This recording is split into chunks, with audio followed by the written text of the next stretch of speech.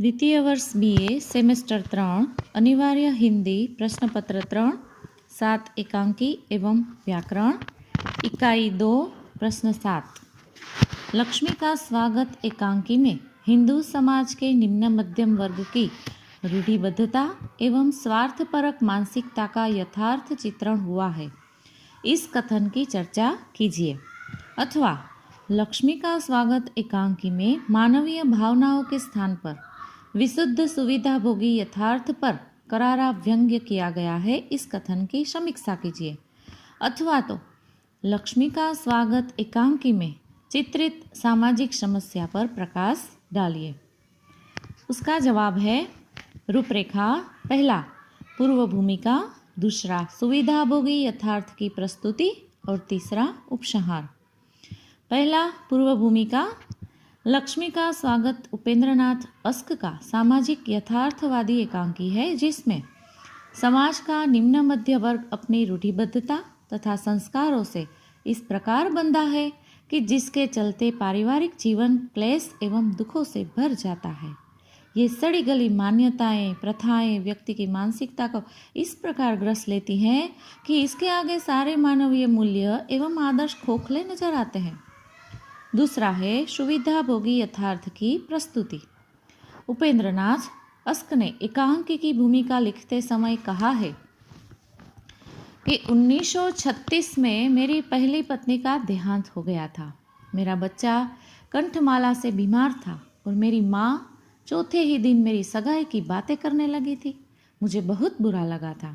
यह एकांकी इसी यथार्थ की अभिव्यक्ति है। एकांकीकार का स्वयं का भोगा हुआ यथार्थ रोशन तथा उसके परिवार के रूप में प्रस्तुत हुआ है।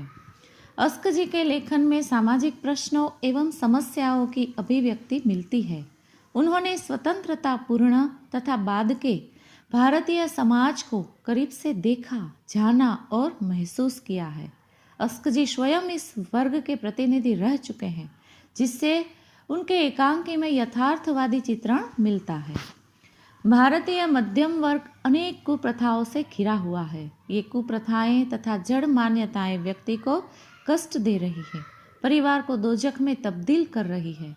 प्रस्तुत एकांकी के माध्यम से अस्क जी ने हमारे परिवारों की क्रूरतम प्रथाओं की ओर संकेत किया है, जिसके अनुसार पत्नी की मृत्यु पर उसकी चिता की राख ठंडी भी नहीं हो पाती कि शगुन देने वाले पंक्तिबद्ध दिखाई देते हैं।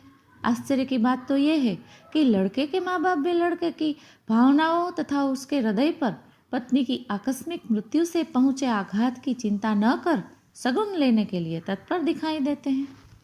प्रस्तुत एकांक में रोशन की पत्नी की मृत्यु के बाद समाज तुरंत उसके पुनर्विवाह कराने के लिए उतावला हो रहा है।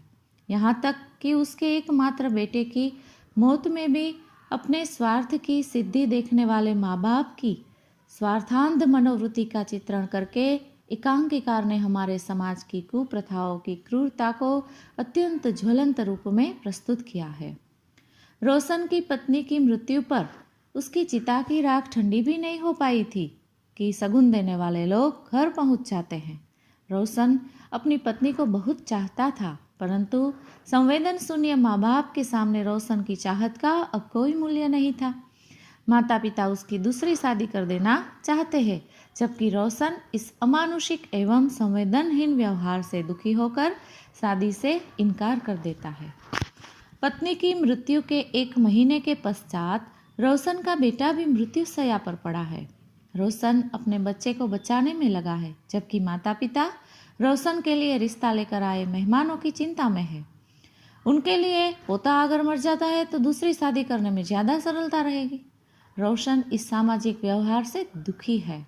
वह अपने मित्र सुरेंद्र के सामने इस व्यवहार का विरोध करता है, किंतु सुरेंद्र भी इस व्यवहार के पक्ष में जवाब देता है।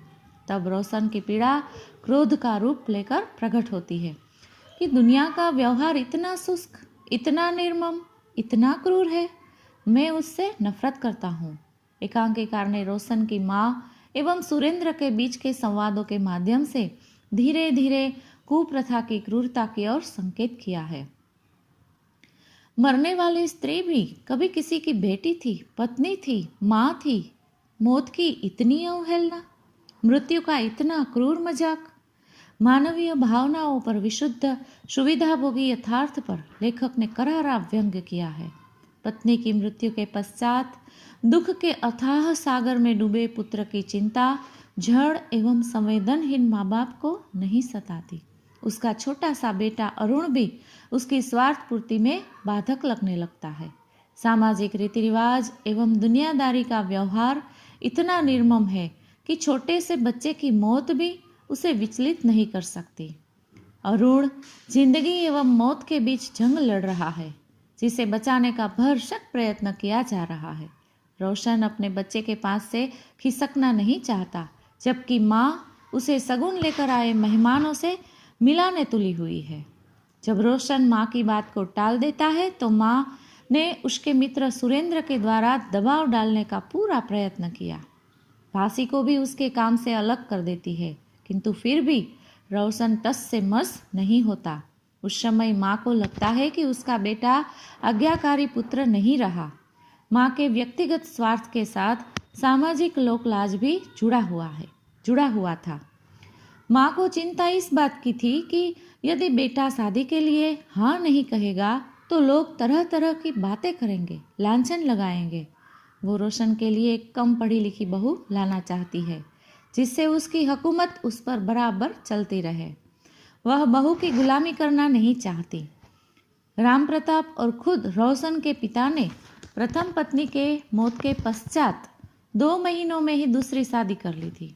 ये सामाजिक दस्तूर था, ये कोई नई बात नहीं थी। रोशन के पिता भी सगुन स्वीकार लेने के पक्ष में थे।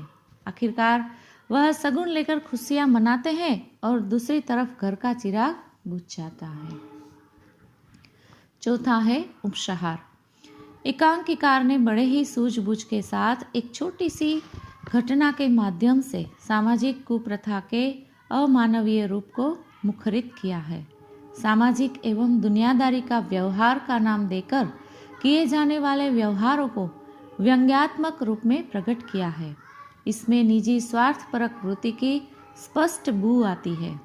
बेटे के पीड़ा एवं दुख में हिस्सा लेने के बजाय व्यक्तिगत खुशी में डूबे हृदयहीन माता पिता को देखकर रोशन स्तब्ध हो जाता है। इस प्रकार कहे तो एकांकिकार सामाजिक कटु यथार्थ को उभारने में पूरी तरह सफल हुए हैं।